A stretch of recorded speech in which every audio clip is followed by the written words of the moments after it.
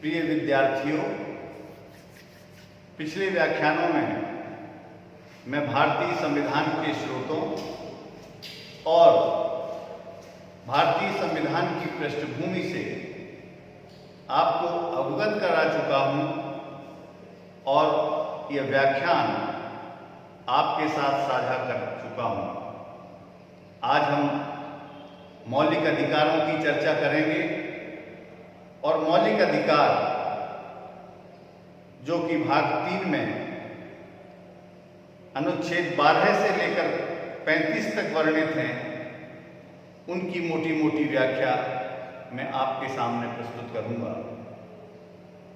भारतीय संविधान के द्वारा जो वर्तमान में 6 मौलिक अधिकार नागरिकों को प्रदत्त हैं, वो इस प्रकार हैं। पहला, समानता का अधिकार, अनुच्छेद 14। दूसरा, स्वतंत्रता का अधिकार, अनुच्छेद 19। तीसरा, शोषण के विरुद्ध अधिकार, अनुच्छेद 23-24। चौथा, धार्मिक स्वतंत्रता का अधिकार, अनुच्छेद 25-26। और साथ में 5वां है संस्कृति और शिक्षा से संबंधित अधिकार।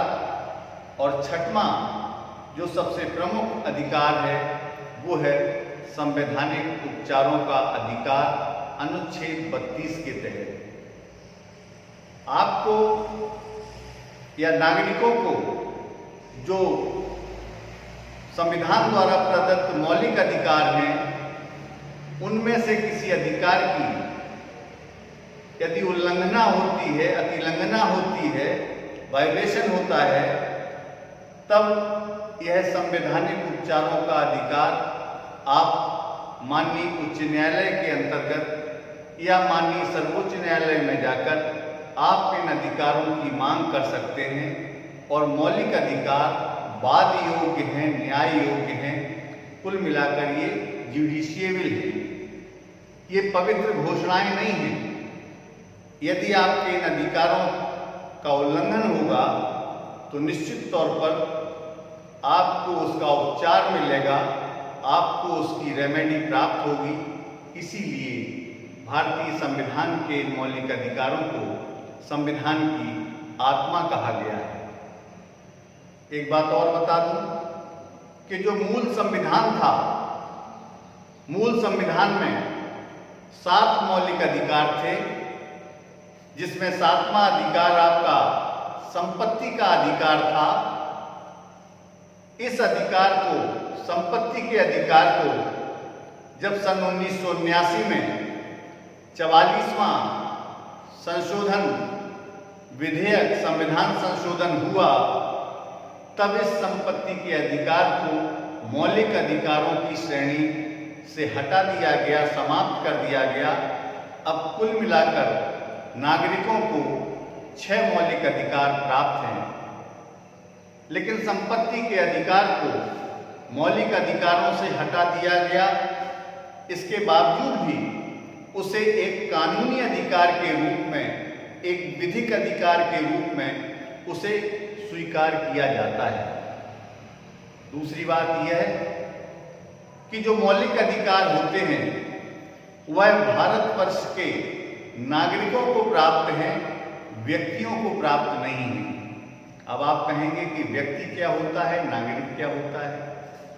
इस दुनिया में जिसने जन्म लिया है वो व्यक्ति की श्रेणी में है, लेकिन भारत के अंदर जिसने जन्म लिया है, भारत का जो नागरिक है वह नागरिक है। और जो अन्य देशों के सैलानी आते हैं, पर्यटक आते हैं, शरणार्थी आते हैं, किसी भी तरह से आकर यहाँ बस जाते हैं, वह व्यक्ति की श्रेणी में आते हैं। लेकिन जिनको मताधिकार का, जिनको भारत के संविधान के अंतर्गत प्रदत्त समस्त अधिकार प्राप्त हैं, वह नागरिकों की श्रेणी में आते हैं। कुल मिलाकर यह जो 6 मौलिक अधिकार हैं उसमें सबसे पहला अधिकार समानता का अधिकार है। इसकी पृष्ठभूमि मैं आपको बता चुका हूं और मैंने अपने 2 आलेख बैकग्राउंड के रूप में डॉक्टर सुभाष कश्यप का एक आलेख बैकग्राउंड के रूप में आपके समक्ष प्रस्तुत कर दिया था, अपलोड कर दिया था। आज हम बात करेंगे समानता के अधिकार की। समानता का अधिकार भारत के अनुच्छेद 14 में निहित है और इसका आशय यह है, जो कि ब्रिटिश संविधान से लिया गया है, वो है इक्वेलिटी बिफोर लॉ। विधि के समक्ष, कानून के समक्ष सभी समान हैं। राज्य अपने सभी नागरिकों के साथ समान व्यवहार करेगा, उनसे समान व्यवहार करेगा और इस प्रकार से भारत का जो कानून होगा वह सभी नागरिकों पर एक समान लागू होगा। दूसरा जो कंसेप्ट है, दूसरी जो अवधारणा है, इक्वल प्रोटेक्शन ऑफ लॉ, यानी कि कानूनों या विधियों का समान संरक्षण।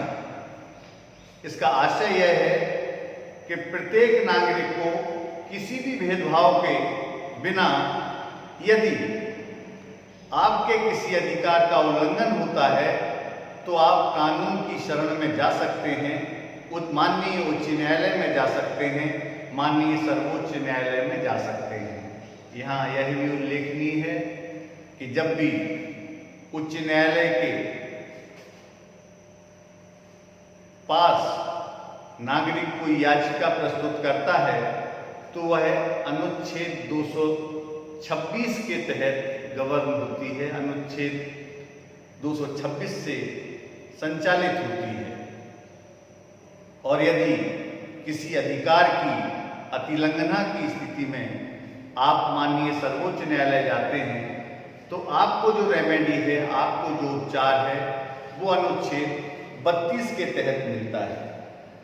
तो समानता का अधिकार भारत की समस्त महिला पुरुषों को, समस्त जातियों को, समस्त धर्मों को और किसी भी प्रकार से जो नागरिक हैं उन सबको प्राप्त है।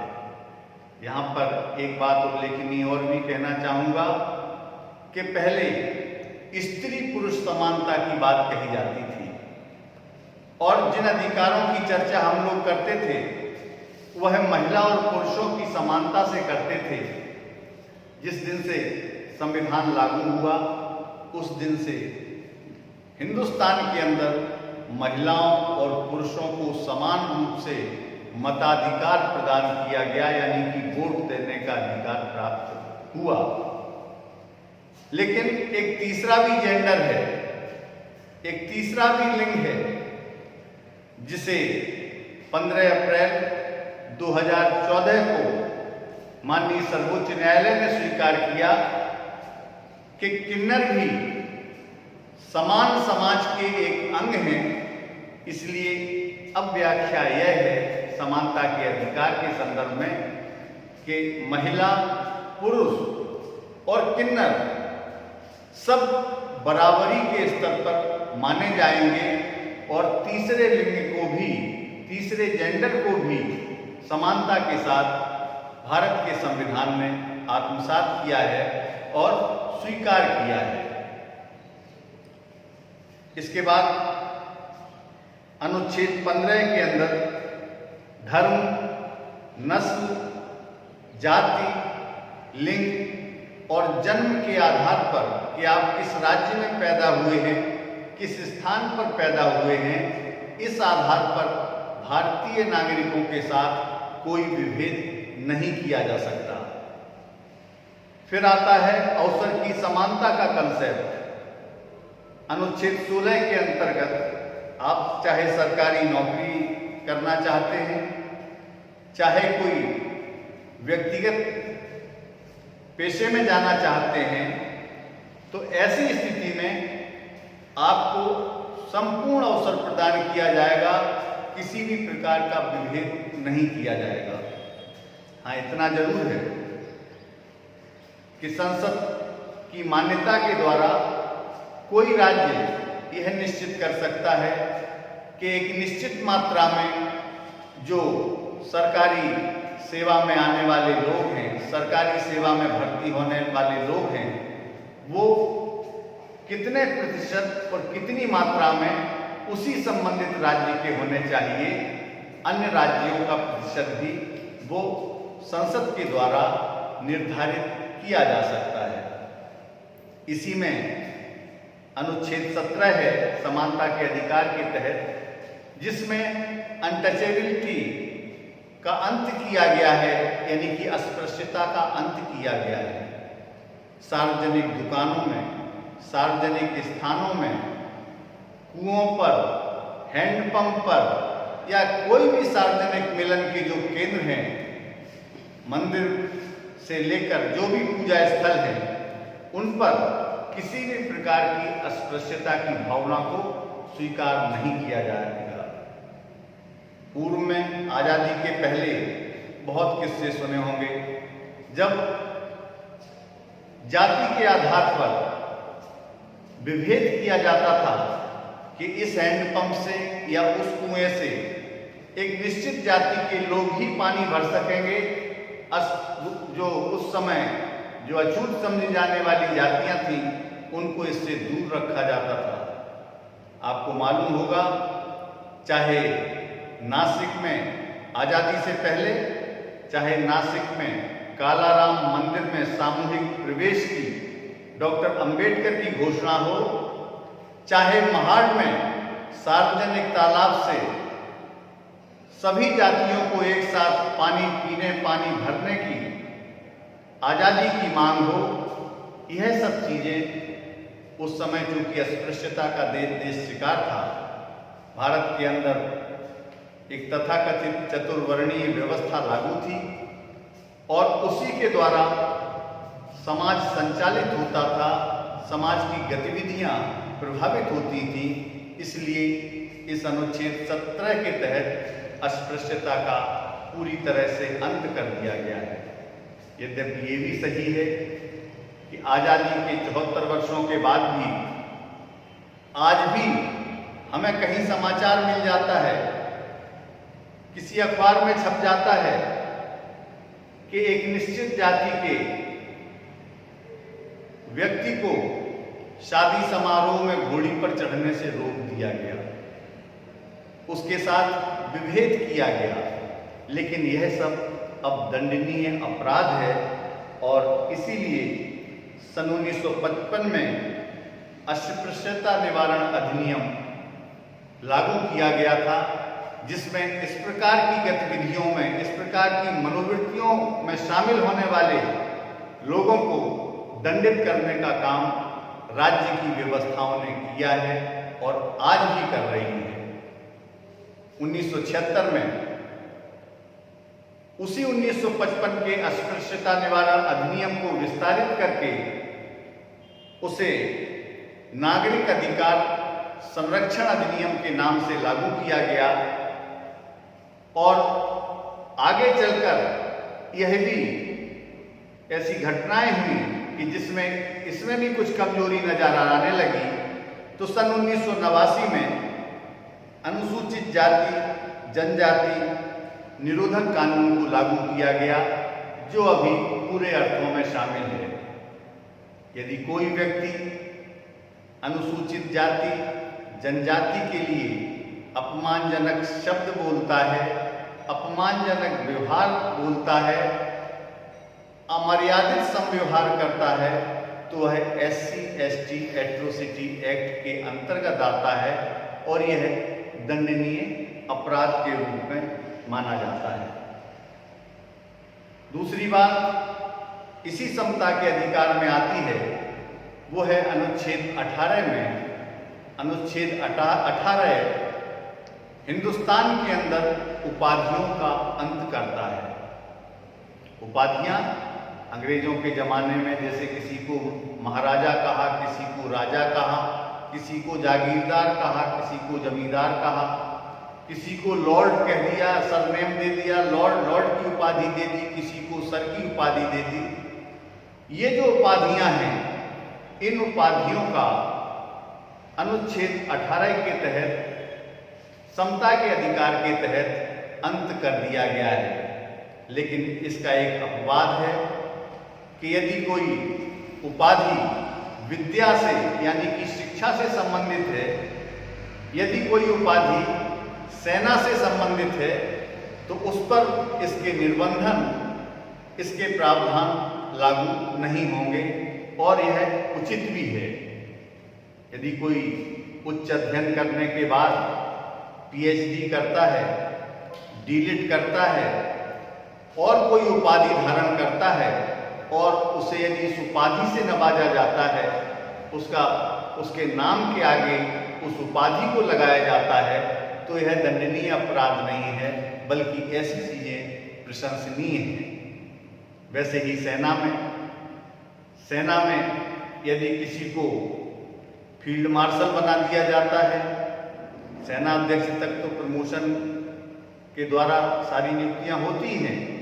सेना में और कोई विभूषण उसके सामने, कोई नाम उसके सामने अंकित कर दिया जाता है, उसकी उपलब्धियों को देखते हुए, उसकी वीरता को देखते हुए, उसकी सेवाओं को देखते हुए, तो यह अपराध नहीं है, बल्कि यह अपराध भी प्रशंसनीय है, एप्रिसिएबल है। कुल मिलाकर उपाधियों के अंत के संदर्भ में एक विवाद उत्पन्न हुआ था, संविधान की रचना के समय भी हुआ था और 1975 में जब गैर कांग्रेसी सरकार आई, सत्ता का परिवर्तन हुआ, तब भी एक विवाद हुआ था कि जैसे भारत सरकार भारत रत्न, पद्म विभूषण, पद्म भूषण और पद्मश्री आदि उपाधियां विशिष्ट लोगों को अलंकृत करती हैं, तो ये उपाधियां भी बंद होनी चाहिए। हालांकि 1975 के बाद आई मोरारजी देसाई सरकार ने, यानी कि जनता पार्टी की सरकार ने, जो पहली गैर कांग्रेसी सरकार थी, उसने इन रत्नों को बंद भी कर दिया था। 2-3 साल के लिए भारत रत्न, पद्म विभूषण, पद्मश्री, पद्म भूषण आदि उपाधियां बंद रहीं, लेकिन बाद में सर्वोच्च न्यायालय ने यह मत अभिनिर्धारित किया कि यह उपाधियां यदि विवेक युक्त हैं, युक्त हैं और इनकी आवश्यकता समाज को है, राष्ट्र को है, तो इन उपाधियों से व्यक्तियों को वंचित नहीं किया जाना चाहिए। यदि कोई विदेशी राष्ट्र अपने राष्ट्र के किसी व्यक्ति को किसी उपाधि से नवाजना चाहता है, प्रदान करना चाहता है, तो भी उसे भारत सरकार की अनुमति लेनी पड़ेगी। ऐसे तमाम उदाहरण हैं। जब सीमांत गांधी को हमने किसी उपाधि से नवाजा, खान अब्दुल गफ्फार खां सीमांत गांधी के नाम से जाने जाते थे, जो भारत और पाकिस्तान के विभाजन के विरोधी थे।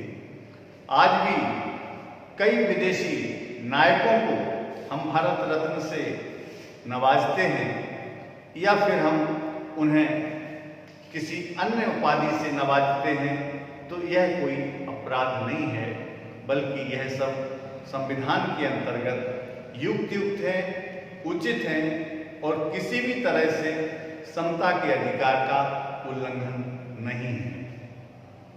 समानता की अवधारणा सामाजिक जीवन की वो परिस्थितियां हैं जिनके बिना कोई भी व्यक्ति अपने व्यक्तित्व का विकास नहीं कर सकता।